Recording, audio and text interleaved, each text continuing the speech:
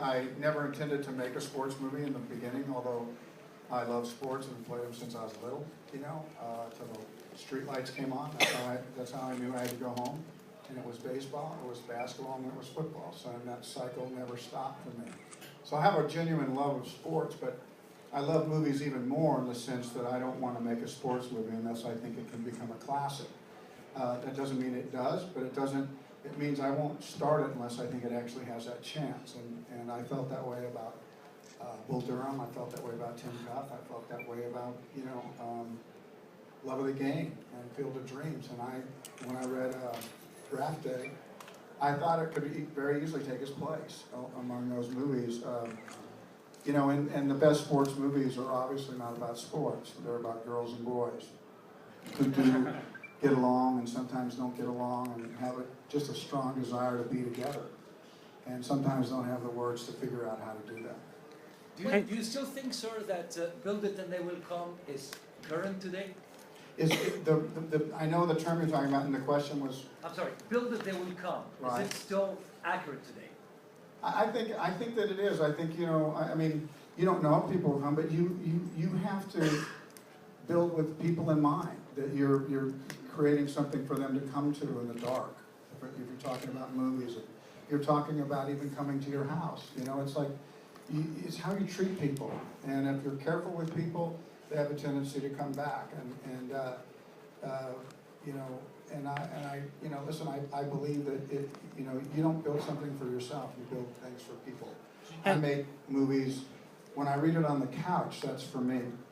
But when I go make the movie, it becomes for everybody else. How do these films do in non-football countries like Europe, like Asia? Well, on paper they're not going to do well, and you're reminded that when you try to raise money for a film. Oh, it's not going to do well for them. I just made a little movie about racism. Oh, it's not going to do well for them. I said, really? I said, don't be too sure. It's a movie called Black and White. And I think that if you can find the human interest, if you can make a movie not about football, and not just about racism for racism, but make it about human beings who are having difficulty with this very difficult subject, and you find the humor in it as well as the angst, and if you find the poetry in it as much as you find the vulgarity in it, suddenly you have a movie. Do you have any projects in the works that combine your love of acting and your love of music together? No, I don't. I don't look to try to do that. If one comes across and I read it on the couch and I think, wow, I could pull this off, I'll do that. But I don't try to plan my career that much. I plan on making more westerns. That's just what I like. I just really like to make them, and they speak to a little bit to the history of our country. We authored that genre into motion pictures, and not many people make them, and I think, I'm just going to have to keep making them. Will you direct another one? I will direct it, yeah. Draft Day was 90% voiceover. Was it difficult to you playing off another character or another actor? Oh, well, you know what? Ivan was very careful about making sure that we talked to each other on the phone. So even when they were somewhere else, I was on the phone with them, and vice versa. They all tried to be on the line with me. I've done this a couple times where I have a lot of empathy for actors. I said, just go home, I can do this. What sparked your renewed passion for acting? Because it seemed like you went away for a little while, and then in the last couple of years, you come back really strong. What sparked your renewal and passion for the business? Well, I had 3 children, and my wife said she wasn't going to have any more. She said, you have to go. You have to go out there and make this work. But I did take time off with the children. I've been married twice, and I'm really happiest about, not looking back on my first time and thinking, God, I wish I had given more time to my children. I know a lot of guys have that level of regret. I was so busy doing my career, I felt like I let that time slip by, and this time I'm going to do it right. I'm not saying I did it right, but I have no regrets. The first half of my career, I spent so much time with my children. That was probably my biggest worry, being married a second time, was can I give as much to my children this time as I did the first time? So part of having them was, to be around them. I mean, my children really don't even know I'm an actor. They're 6, 5, and 3. They think I live in a trailer. Kevin, did you approach your TV work with Hatfields and McCoys just as you did film? Was it the same Yeah. for you? Yeah, it's it's just as hard to make a bad film as it is a good one. It's just as hard making a film with low amounts of money as it is with gobs of money. They're hard. You get up early and you stay late. And for me, the thing that gives a movie its very best chance to succeed is not really money. It's a script. And there's a giant difference between script and story. People confuse them. Oh, it's a good story. It should make a good movie. Not unless it's a good script. It just doesn't happen that way. And people don't vest enough in the written word. Kevin, what does this award mean to you? I don't know.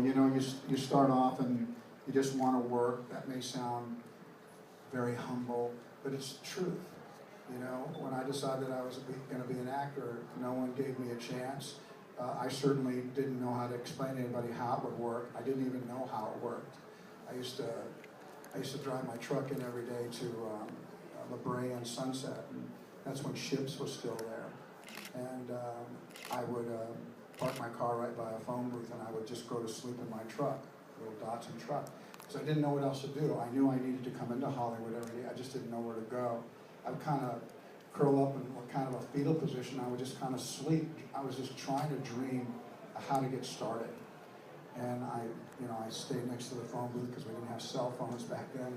I thought, I'd get the drama log. I didn't really know what I was doing. I just knew what I wanted to do. And so to think that I'm kind of, attached to that 4-letter word is kind of interesting. But I know how it happened. It happened as a result of great scripts. And my wife thinks I'm charming. My kids kind of do too. But you can't do that for 2 hours on film. You have to be armed with something that moves people in the dark.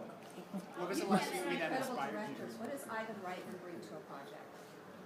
Well, Ivan, you really want a steady hand, and it's not so much in the shooting of a movie. You want somebody to recognize when the script's good and not to mess with it. You want somebody to stick with that script and not second guess it when you're directing it.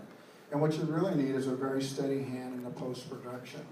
I'm not trying to give a lesson on filmmaking, but I want to say that's where most movies, and some of my movies that have disappointed me a little bit, have occurred in post, where a lot of people can get their hands on it, where there's a level of committee, where movies move from being an R to a PG because people say that there's a bigger audience. But the truth is, by softening it, you lost the audience that really could appreciate it, an adult audience.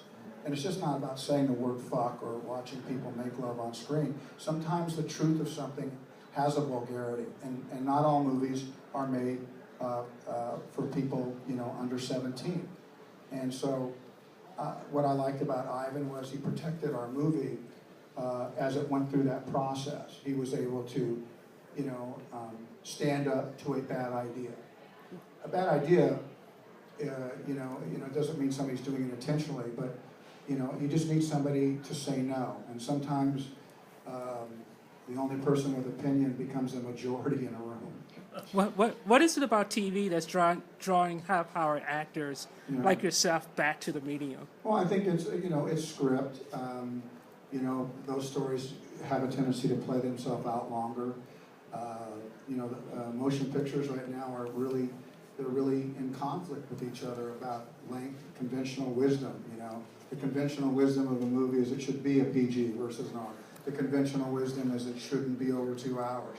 The conventional wisdom is like blah, blah, blah. It just conventional wisdom you to death. And probably the question you turn around and ask yourself fundamentally is, what if everybody's wrong? Because a movie is an emotional experience. It's not an intellectual one. And I don't know anybody in my whole life that I've sat around and listened to great storytellers around a campfire and said somebody to speed it up. I know some people that told stories around campfires that should never tell a story. They don't know how to do it. But there are some people that take you on a journey to where you get to the end and you go, ah. And I think that's what we love about movies, is when we just go, ah. At the end of the day, Having worked on A Man of Steel, how do you feel about the the big studios kind of changing some of that source material to appeal to a wider audience as opposed to focusing on the original audience? Yeah. Well, studios know what they're about. And I have to understand that that's not what I'm about. And that doesn't make them bad and me good, or them, it doesn't, that's what they're about. And so you have to live we all operate in a world, and there's like rules. You guys have editors. Your stories get shrunk down. The world is what it is, and the world has turned towards these kind of giant movies, but that doesn't mean I have to stop. It doesn't mean the rock's any easier for me to push uphill. I mean, I just made this movie called, Black and White, and I think it's the same movie to me as Dances with Wolves. I think it's a very powerful movie. I think it's very commercial. I think it smells like everything that studios want, which is money, and that's not bad. I don't think artistic and financial things are mutually exclusive. So, yeah. Does it have distribution, Black and White? What's that? Do you have distribution?